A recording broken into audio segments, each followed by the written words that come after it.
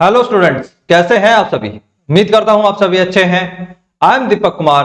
I am assistant professor, department of economics in NBGSM college Sohna. Students, हमने हमारा एक chapter start किया हुआ था, ओलिगोपोली मार्केट। और ओलिगोपोली मार्केट की अभी तक हम 5 क्लासेस की स्टडी कर चुके हैं। आज की हमारी 6 क्लास है और आज की क्लास के अंदर हम कोलेस्टिव ओलिगोपोली जो मार्केट है उसके बारे में हम आज डिस्कशन करेंगे। उसके ऊपर इसके अंदर जो है हम दो टॉपिक डिस्कस करेंगे। Price determination under perfect collusion. दूसरा हमारे पास जो टॉपिक होगा वो price determination under imperfect collusion, या आप इसको कह सकते हैं प्राइस लीडरशिप मॉडल। तो आज इन दो टॉपिक्स को हम डिस्कस करेंगे। तो चलिए फिर आज की क्लास हम स्टार्ट करते हैं। आज हमारे पास फर्स्ट टॉपिक है कोलेस्टिव ओलिगोपोली। कल की जो हमारी क्लास थी उसके अंदर हमने नॉन कोलेस्टिव ओलिगोपोली जो है उसको लेकर हमने डिस्कस किया था। नॉन कोलेस्टिव को हम बोलते थे गैर गठबंधन अल्पाधिकार बाजार, जिसके अंदर हमने स्क्वीजी किंग डिमांड कर्व के बारे में हमने स्टडी करी थी, जहां पर आपके पास जो डिमांड कर्व था वो टूटा हुआ होता था, जिसमें हमने इस प्रकार का जो एक डायग्राम है वो बनाया था, जहां पर आपके पास एक ही जो फर्म है उसके डिमांड कर्व की इलास्टिसिटी अलग अलग हमने पढ़ी थी। और आज की जो हमारी क्लास है उसके अंदर हम कोलेस्टिव देखेंगे कि अगर आपकी जो फर्म है अगर उनके बीच में गठबंधन हो तो उसका क्या इंपैक्ट पड़ता है, और उसके अंदर हम प्राइस का डिसीजन जो है वो किस प्रकार से लेते हैं। क्योंकि देखिए, अगर हम बात करें पिछले मॉडल की नॉन कोलेस्टिव की, तो वहां पर चीजें ये थी कि जो फर्में हैं उनमें एक प्रकार से प्राइस कंपटीशन होता था और कोई भी जो फर्म है उसको ज्यादा बेनिफिट होते नहीं थे, और जो फर्म है वो अपने प्राइजेस के ऊपर रिजिड रहती थी कि अगर आपके पास ये इस प्रकार का डिमांड कर्व है तो ये आपके पास किंग पॉइंट होता था। इस किंग पॉइंट के ऊपर जो फर्म है वो ओपी प्राइस लेती थी और उसकी जो क्वांटिटी होती थी वो ओक्यू क्वांटिटी हमेशा लेती थी।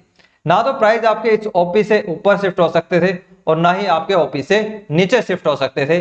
तो जो फर्म थी उसको हमेशा एक नॉर्मल प्रॉफिट यहां पर मिल रहा होता था। लेकिन जब हम बात करते हैं कोलेस्टिव ओलिगोपोली की, तो इसके अंदर जो फर्में हैं, कुछ फर्में वो हैं जो अपना एक ग्रुप क्रिएट कर लेती हैं और उसी ग्रुप के अकॉर्डिंग यहाँ पर डिसीजन लिए जाते हैं, ताकि जो फर्में हैं उनके पास पावर ज्यादा हो और जो यहाँ पर कस्टमर है उसके अगेंस्ट जो फर्में मिलकर डिसीजन ले सकें।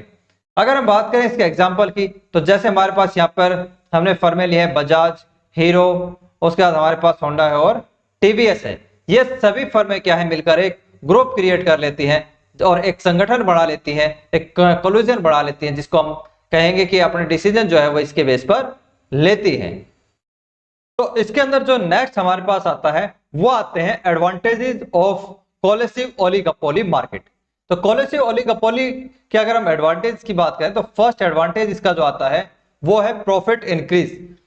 कि जो आपकी फर्में यहां पर काम करेंगी उनके जो प्रॉफिट है वो प्रॉफिट जो गठबंधन ये करेंगी, जो कोल्यूजन ये बढ़ाती हैं, उसके कारण ये बढ़ेगा।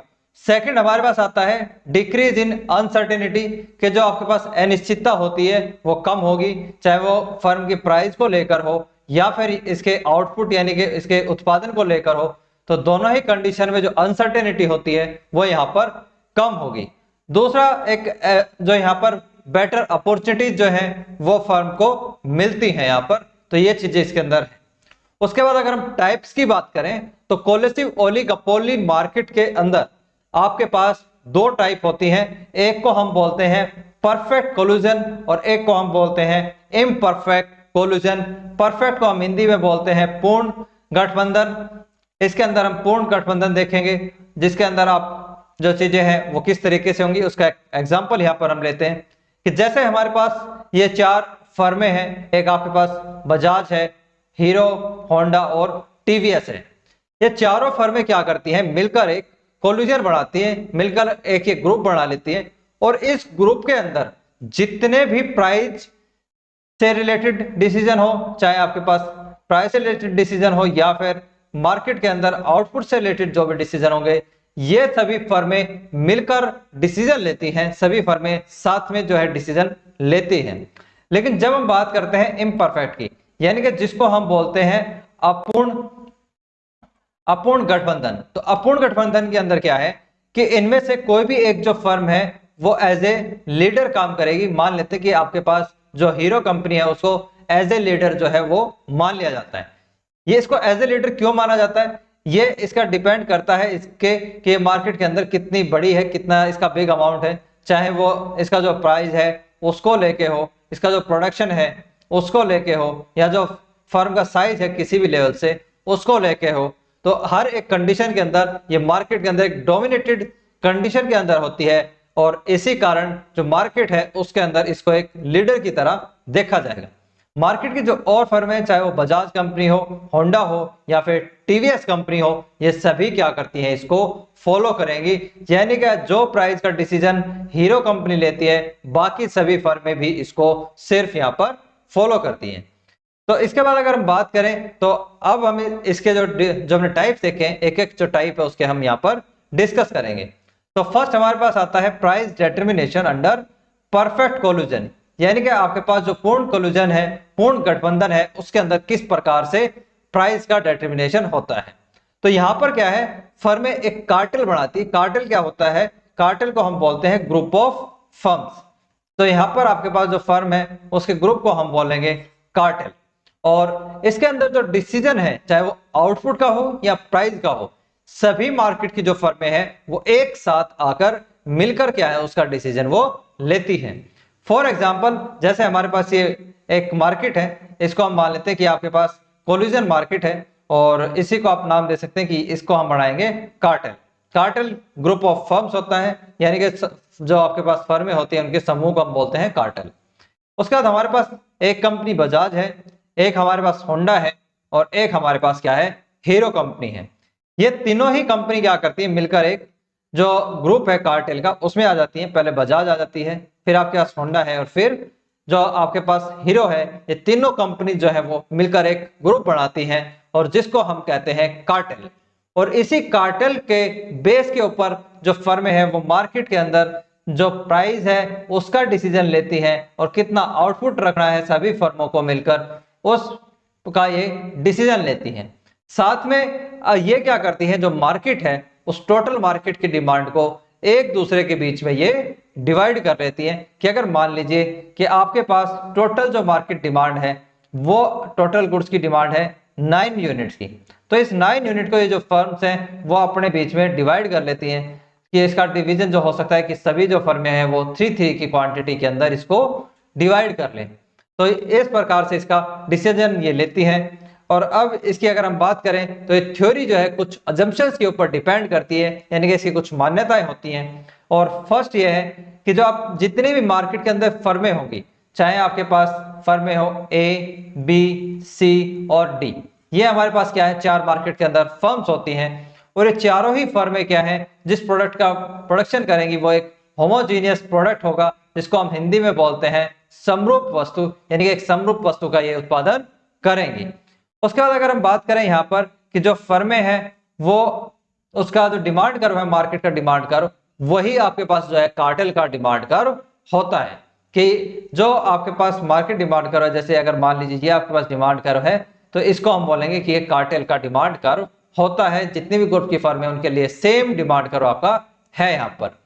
उसके बाद हमारे पास थर्ड आता है कि demand for each firm possible to know price is known, कि डिमांड के हर एक लेवल के ऊपर जो फर्म है उनको पता होता है कि किस प्राइस के ऊपर कितने गुड्स की डिमांड होगी।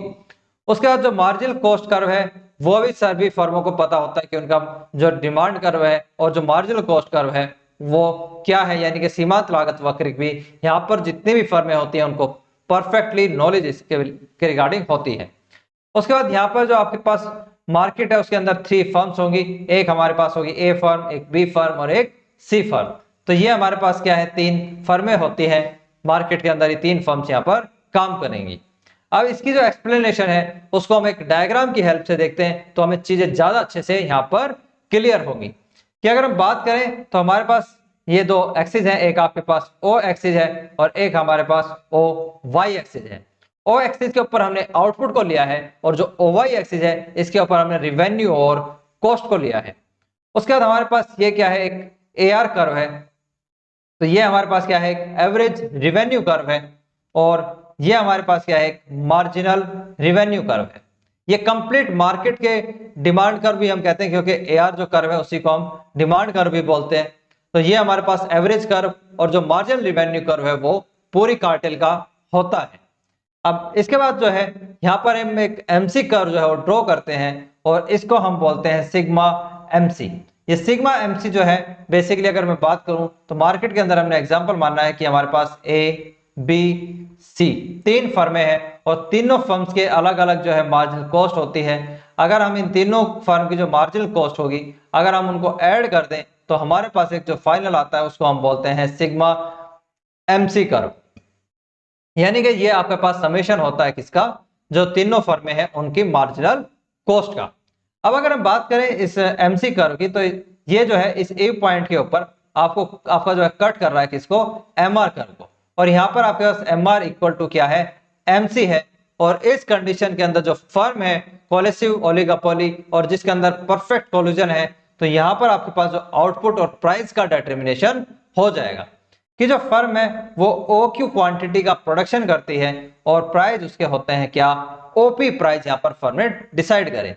कि अगर हम बात करें कि जो कार्टेल आपने बनाया था उसके जो क्वांटिटी है वो ओक्यू आउटपुट का प्रोडक्शन करती है और इस ओक्यू आउटपुट के लिए इसने प्राइस कितने रखे हैं, ओ से पी तक, क्योंकि आपके पास जो यहाँ पर जो लाइन है आपकी जो क्वांटिटी है वो टच करती है कहां पर, इस ए पॉइंट के ऊपर, और ये ए पॉइंट जो है वो बताता है प्राइस को, क्योंकि हमें पता है कि जो आपके पास ए आर होता है उसी को हम बोलते हैं कि वो प्राइस लाइन भी होती है।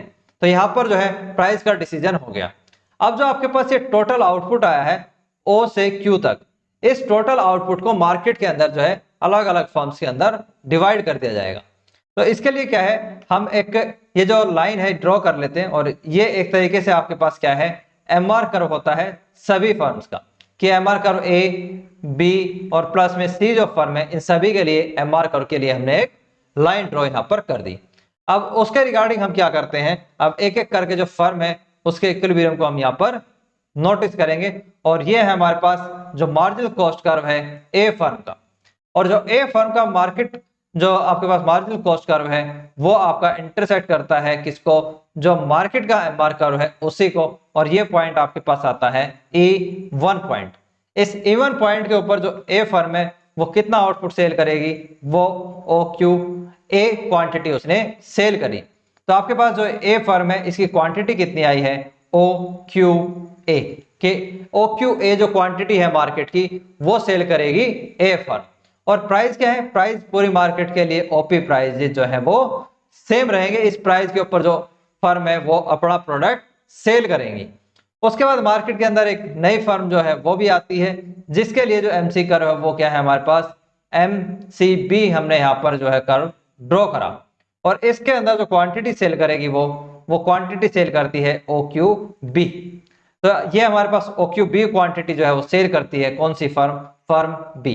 तो ये हमारे पास कितना आ जाता है ओ क्यू, और ये हमारे पास क्या है ओ क्यू बी। उसके बाद हमारे पास एक और फर्म होती है और इसके लिए हम एमसी कर्व ड्रॉ करते हैं एमसी सी, यानी कि आपके पास ये सी फर्म जो है उसका मार्जिनल कॉस्ट कर्व हमने ड्रॉ करा, और यहाँ पर आपके पास जो इक्विलिब्रियम है वो आपके पास आता है E3 पॉइंट के ऊपर, और यहाँ पर जो फर्म है वो ओ क्यू सी पॉइंट तक जो है वो गुड्स को सेल करेगी। तो सी जो फर्म है उसका जो टोटल आउटपुट है वो कितना है, ओ क्यू सी। अगर आप इन तीनों आउटपुट को मिला देते हैं कि आपके पास जो ओ क्यू ए है इसमें प्लस कर दें ओ क्यू बी और प्लस कर दें आपका ओ क्यू सी, तो अगर आप इस टोटल को अगर आप देखते हैं तो ये हमारे पास जो इक्वल आएगा वो ओ क्यू क्वांटिटी के इक्वल आएगा, जो कि आपकी कंप्लीट मार्केट की जो क्वांटिटी है उसका डिटरमिनेशन यहाँ पर होता है। तो इस तरीके से जब फर्में कोलिजन बढ़ाती हैं, ग्रुप बढ़ाती हैं, तो टोटल जो आउटपुट है सभी फर्मों के अंदर इस तरीके से उसको डिवाइड कर दिया जाता है। तो अब हमारे पास आता है नेक्स्ट टॉपिक जिसके अंदर हम देखते हैं कि price determination under imperfect collision. Imperfect का मतलब है यहाँ पर अपूर्ण से, कि अपूर्ण गठबंधन के अंतर्गत आप किस प्रकार से जो है वो प्राइस का डिटरमिनेशन आप करेंगे, और इसी के अंदर हम इसी मॉडल को हम बोलते हैं प्राइस लीडरशिप मॉडल।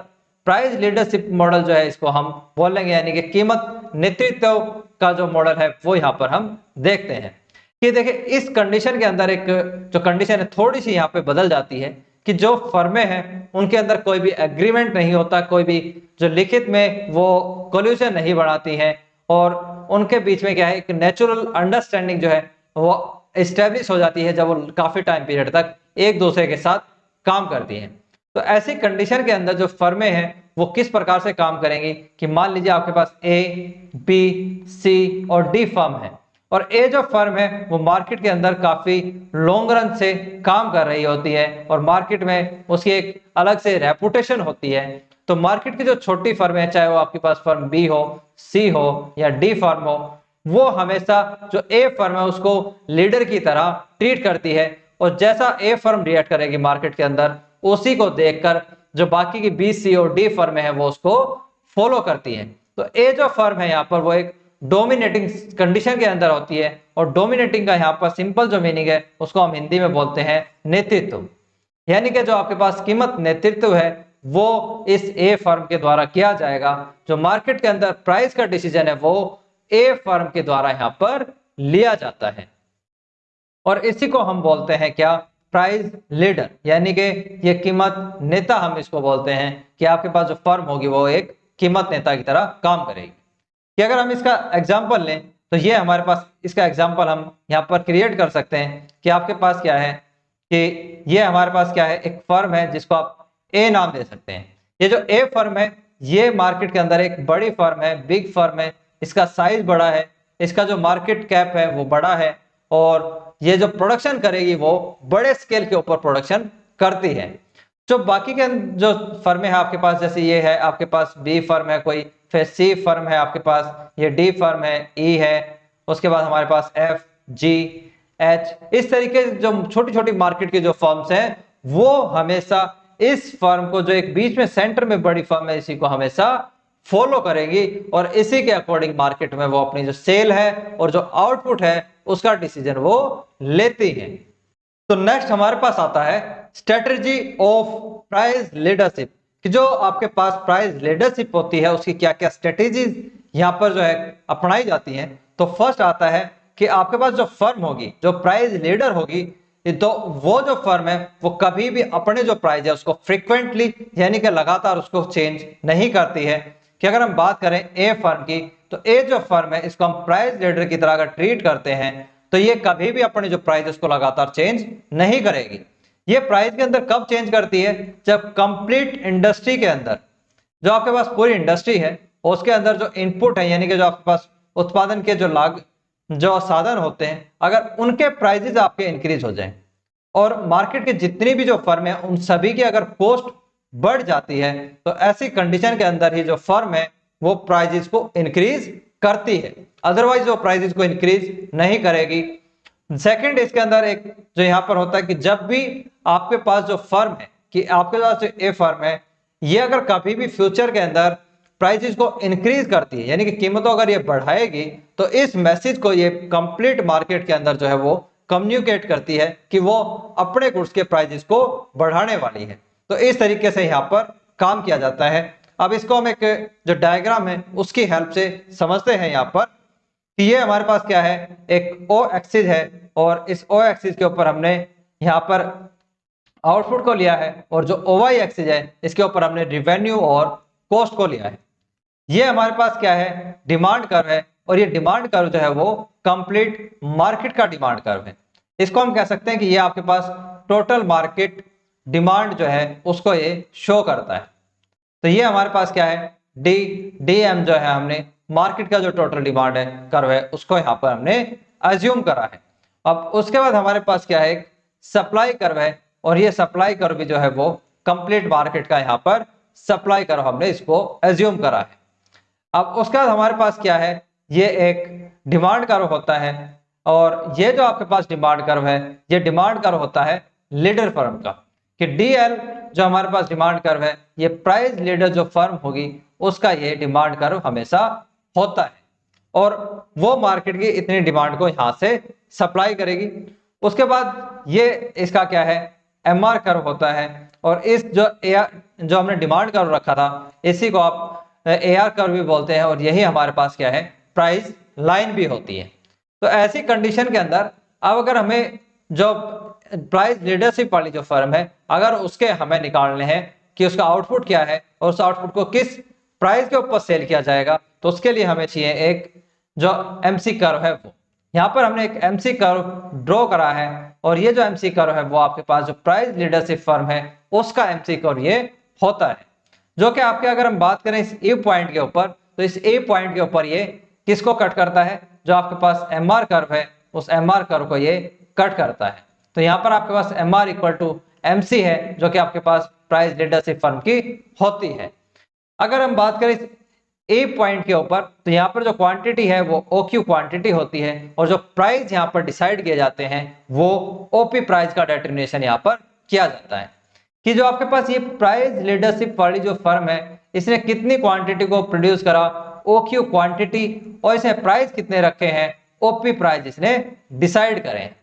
टोटल अगर हम मार्केट की डिमांड की बात करें तो टोटल मार्केट के जो डिमांड थी वो OQ1 क्वांटिटी जो है वो टोटल डिमांड है। मार्केट की डिमांड कितनी है टोटल, वो है हमारे पास O से Q तक, OQ1 तक, और जो प्राइस लीडरशिप वाली जो फर्म है वो कितना प्रोड्यूस करती है O से OQ क्वांटिटी का। कि अगर मान लेते हैं ये आपके पास कितनी है, ये आपके पास 50 यूनिट है, तो आपके पास जो फर्म जो प्रोड्यूस करेगी लीडरशिप की वो यहां पर करती है, मान लेते हैं आपके पास 20 यूनिट, ठीक। तो बाकी की जो 30 यूनिट जो आपके पास बीच में बची हुई है इसका प्रोडक्शन जो करेंगी मार्केट की जो बाकी फर्म्स होती है वो बचे हुए इस पार्ट को सप्लाई करती हैं। कि ये जो आपके पास बचा हुआ पार्ट है, ये जो पार्ट है ये बाकी जो मार्केट के अंदर स्मॉल फर्म्स होती हैं वो यहां पर इसका सप्लाई करेंगी, जो ये 30 यूनिट है वो। और इन किस प्राइस के ऊपर, ये जो आपके पास ओपी प्राइस है इस ओपी प्राइस के ऊपर 30 यूनिट जो है उसका यहाँ पर सप्लाई उसकी की जाती है जो मार्केट के अंदर डिफरेंट जो फर्म्स हैं उनके द्वारा। तो यहाँ पर आई होप कि ये कंसेप्ट आपको क्लियर हुआ होगा कि जो लीडरशिप फर्म है उसको देख के बाकी जो फर्म है वो इसको फॉलो करती हैं कि यहाँ पर उसने क्या करा, जो आपके पास प्राइस लीडरशिप वाली जो फर्म थी, डोमिनेटिंग जो फर्म थी यहाँ पर, उसने क्या करा, ओपी प्राइस को डिसाइड करा था। बाकी आपके पास जितनी फर्म है चाहे वो बी सी या डी फर्म्स हैं वो सभी इस ओपी प्राइस को ही लेंगी। और जो मार्केट की बची हुई डिमांड है जिसको हमने माना है क्यू और Q1 के इक्वल जो है वो हमारे पास क्या है, मार्केट का बचा हुआ वो पार्ट है जिसको ये बी सी और डी फर्म्स सप्लाई करेंगी। तो ये हमारे पास जो है वो इम्परफेक्ट कोलेसिव ओलिगोपोली का ये पार्ट है जिसके अंदर जो फर्में हैं वो एक किसी फर्म को प्राइस लीडर की तरह चॉइस करके उसको फॉलो करती हैं। तो आई होप ये चीजें आपको समझ में आई होंगी। तो ये थी आज की हमारी वीडियो क्लास। उम्मीद है आपको क्लास समझ में आई होगी और आपके पास जो भी वैल्यूएबल सजेशंस हो जिनसे हम इन क्लासेस की जो क्वालिटी है उसको इंप्रूव कर पाए, तो अपने सजेशंस हमें कमेंट बॉक्स में जरूर बताएं। Then stay safe and healthy. Thank you for watching.